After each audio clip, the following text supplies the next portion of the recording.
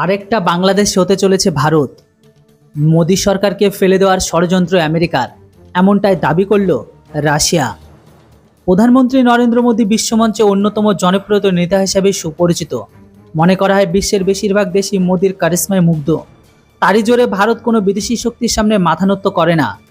রাশিয়ার কাছ থেকে তেল কেনা সহ ভারতের অনেক বিদেশ নীতি যদিও আমেরিকার ক্ষোভ বাড়িয়েছে, তবুও মার্কিন যুক্তরাষ্ট্রকে এখন মিত্র দেশ বলা হয় ভারতের। এখানেই গোড়ায় গলদ রয়েছে বলে দাবি রাশিয়ার। রাশিয়ার জাতীয় সংবাদ মাধ্যম স্পুটনিকের রিপোর্টে বলা হয়েছে যে আমেরিকার গোয়েন্দা সংস্থা সিআইএ বন্ধুত্বের আড়ালে রেখে মোদী সরকারকে উৎখাতের জন্য ব্যাপক প্রচেষ্টা চালাচ্ছে।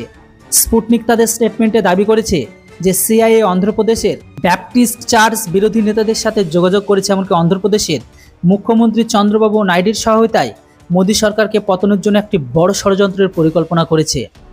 স্পুটনিক মিডিয়ার এই স্টেটমেন্টে তোলপাড় সৃষ্টি হয়েছে, যেখানে এর আগেও আমেরিকার বিরুদ্ধে বাংলাদেশ সরকারকে উৎখাতের অভিযোগ উঠেছে।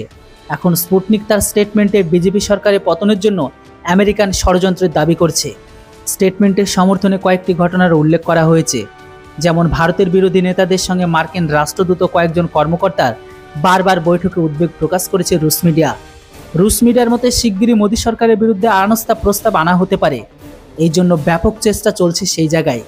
স্টেটমেন্টে এটাও দাবি করা হয়েছে বিরোধী নেতাদের সঙ্গে যোগাযোগ থাকা মার্কিন গোয়েন্দা সংস্থা সিআইএর কয়েকজন নেতার সঙ্গে দেখা এমনকি আলোচনা করেছে।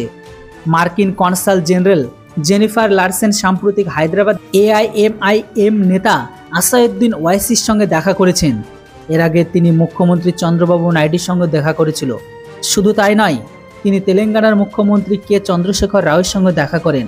রুশ গণমাধ্যমে তাদের স্টেটমেন্টে এই সমস্ত ঘটনার উল্লেখ করে।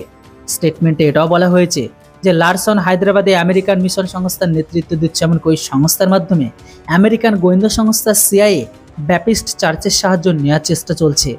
বন্ধুরা, এবার আপনারাই বলুন পুতিনের দাবি কতটা সত্য বলে বা তাদের মিডিয়ার দাবি কতটা সত্য বলে আপনাদের মনে হয়। এর উপর অবশ্যই আপনাদের মতামত কমেন্ট বক্সে লিখে জানান। Thanks for watching. জয় হিন্দ, বন্দে মাতরম।